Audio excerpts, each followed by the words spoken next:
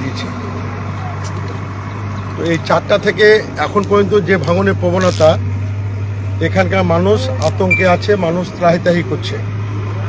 আর 100 metre কাটলেই এখানকার মানুষের বাড়ি ঘর যারা বসবাস করে বসতযোগ্য বাড়িও পদ্মার তলে তলিয়ে যাবে। এখন আমাদের পাটের ক্ষেতের জমি, অনেক বহু ফসলি জমি, মূল্যবান জমি পদ্মার গর্ভে চলে গেছে। গতবার থেকে এই প্রবণতা দেখা দিয়েছে। গতবার এই ভাঙন প্রবণ এলাকায় আমি এসেছিলাম, সরজমিনে তদারকি করেছিলাম, এখানে দাঁড়িয়ে থেকে সরকারের দৃষ্টি আকর্ষণ করেছিলাম এবং তৎকালীন আমরা এমার্জেন্সি ভিত্তিতে আমরা এলাকার মানুষের কিছুটা আশ্বস্ত করতে পেরেছিলাম।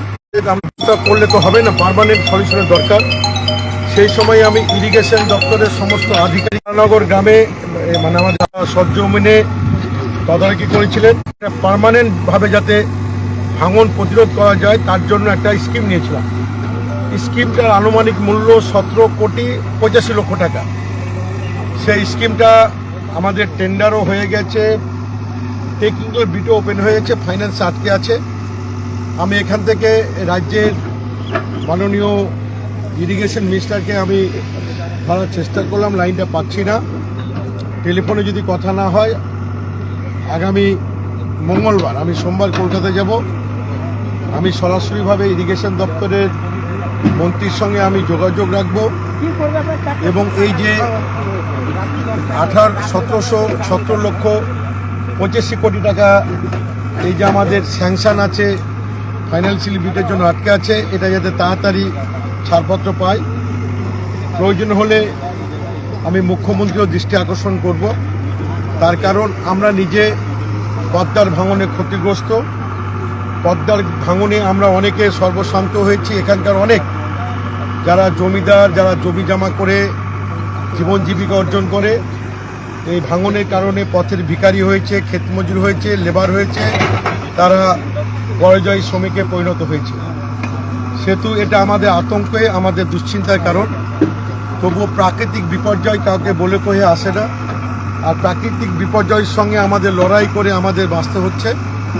তো আমি এলাকার মানুষকে বলবো যে আপনারা সতর্ক থাকবেন, আমরা আপনাদের পাশে আছি, সাথে আছি। আপনাদের বিপদ আপনারা নিজের বিপদ মনে করবেন না, আমরা আপনাদের বিপদের অঙ্গীকার। সেহেতু এই ভাঙন প্রতিরোধ করার জন্য আপনারা দেখছেন যে কাজ টেম্পোরারি বেসিস চলছে, এটা কিন্তু সঠিক নয় আপাতত। কিন্তু আমি আশা করব আমি কলকাতায় গিয়ে আমি ওভার টেলিফোনে ইরিগেশন মন্ত্রীকে পেলে আমি ফাইন্যান্সিয়াল বিটটা যাতে তাড়াতাড়িভাবে ছাড়পত্র পাই, না পেলে আমি আগামী মঙ্গলবার আমি ইরিগেশন মন্ত্রীর আমি দেখা করব। প্রয়োজন হলে মুখ্যমন্ত্রীর সঙ্গে আমি দেখা করে এই এলাকার মানুষের যাতে আতঙ্কগুলো তুলে ধরে মানুষ যাতে আতঙ্ক মুক্ত হয় আমি সরকারের দৃষ্টি। সাধারণ মানুষের যেটা দাবি বরাবরই যে গ্রীষ্মকালে কাজ হচ্ছে না, বর্ষাকাল যখনই বাড়ছে তখনই কাজে করতে ব্যস্ত হচ্ছে। এটা লোক দেখানো ছাড়া কিছুই নাই, এমনটাই বলছে। এই জিনিসটা মানুষের যে বক্তব্য, এই বক্তব্যটা কিন্তু আমারও আছে। মানে আমি কিন্তু মানুষের বক্তব্যের সঙ্গে আমিও কিন্তু সহমত যে এই সময় ভাঙনে এই যে জলের তলে সব চলে যাচ্ছে, আর এই সময় কেন ডিপার্টমেন্ট কাজটা করে এই প্রশ্ন কিন্তু আমার মনেও আছে। আমি নিজকে প্রশ্ন করে উত্তর পাই না। আমি ডিপার্টমেন্টকে বারবার জানতে চেয়েছি যে এই সময় মানে ভরপুর যখন বর্ষা এবং খরা পদ্মা, হ্যাঁ, সেই সময় আমি বালি ফেলি, পাথর ফেলি, স্রোতের তলে সব টেনে নিয়ে চলে যাবে। আমি যদি খরা মরশুমে যদি তল থেকে আস্তে করে আমি এটাকে তৈরি করতে পারি তাহলে কিন্তু আমরা আশঙ্কমুক্ত হতে পারি। কিন্তু জানি না টেকনিক্যাল এক্সপার্ট বা ইঞ্জিনিয়ারিং সেকশন বা তাদের দপ্তর কি মনে করে।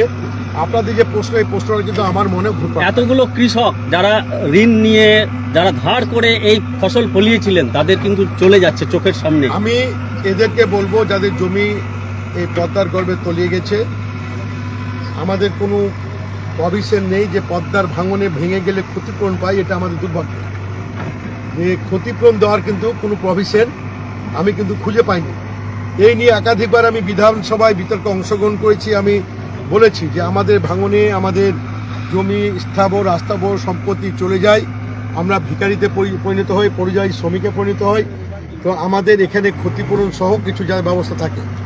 তবে এই ক্ষতিপূরণের ব্যবস্থা আছে কিনা জানি না। নতুনভাবে ডবল ইঞ্জিন সরকার দায়িত্ব নিয়েছে, আমি এই প্রস্তাবটা আবার নতুনভাবে লিখিত আকারে রাখব যে পদ্মা এবং গঙ্গার গর্ভে যা সম্পত্তি স্থাবর আস্থাবর সম্পত্তি চলে যাচ্ছে তাদের যে একটা ক্ষতিপূরণ দেওয়া যায় আমি সরকারের কাছে নতুনভাবে প্রস্তাব রাখব।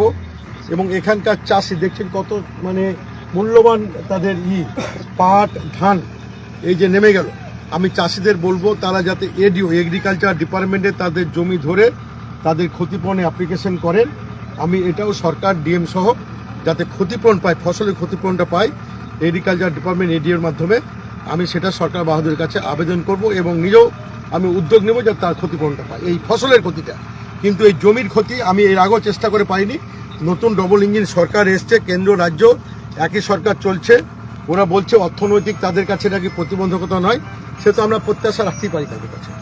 আরেকটি প্রশ্ন, ঠিক আমরা দেখছিলাম রাজ্যের মুখ্যমন্ত্রী শুভেন্দু অধিকারীর কাছে বিরোধী দলের একাধিক বিধায়ক প্রশ্ন রেখেছিল এবং প্রপোজাল দিয়েছিল যে প্রতিবেশী রাষ্ট্র বাংলাদেশ একটি ছোট রাষ্ট্র, কিন্তু সেখানে আমাদের এই পদ্মা পাড়ি যদি দেখা যায় অত্যন্ত আধুনিকরণ করে বাঁধানো হয়েছে, সেই জায়গা পরিদর্শন করতে যাওয়ার জন্য রাজ্যের মুখ্যমন্ত্রী এবং ইরিগেশন ডিপার্টমেন্টকে বলা হয়েছিল। সে বিষয়ে আপনি কি সহমত পোষণ করছেন, কি বলবেন?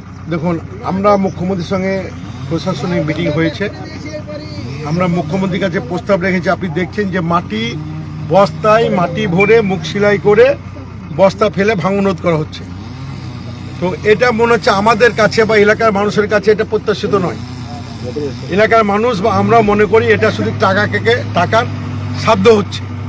আমরা যখন ছোট ছিলাম আমাদেরও বাড়ি পদ্মার গর্ভে তলিয়ে গেছে, ভেঙে গেছে, তখন আমরা দেখেছিলাম যে পদ্মার ভাঙনটা রোধ করার জন্য একটা তারের মধ্যে পাথর বেঁধে দিয়ে কংক্রিটভাবে 50টা পাথরকে করে একসঙ্গে যাতে মানে স্রোতে তাকে টেনে নিয়ে না পারে সেই ধরনের ভাঙন প্রতিরোধের আমরা ব্যবস্থা দেখেছি।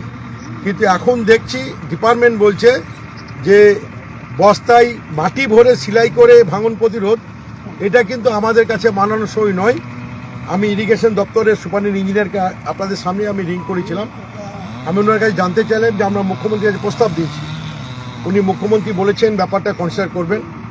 আমি যেহেতু অপোজিশন চিফ হুইপ, আমার সঙ্গে বিভিন্ন ব্যাপারে মুখ্যমন্ত্রী মাসে একবার দুবার আমাদের বিধানসভা পরিচালনার ক্ষেত্রে আমাদের মানে একটা সরকারি লেভেলে আমাদের বৈঠক হয়। আমি আগামী বৈঠকে আমি মুখ্যমন্ত্রী এই ব্যাপারে দৃষ্টি আকর্ষণ করব। এখন বন্ধু কি কতগুলো বাগান হয়েছে, কতগুলো কত বিঘা গেছে? দেখুন, ম্যাপে তো আমি আমার চোখে যা দেখছি তাতে মনে হচ্ছে 15 থেকে 20 একর জমি গতকাল থেকে পদ্মার তলে তলিয়ে গেছে। এটা যেভাবে অনুমানিকভাবে বলছে, এটা তো চাষিরা বলতে হবে যার যার জমি গেছে। এটা হচ্ছে রঘুনাথগঞ্জ বিধানসভা রঘুনাথগঞ্জ ব্লকের রাধাকৃষ্ণপুর গ্রাম, সেকেলিপুর গ্রাম।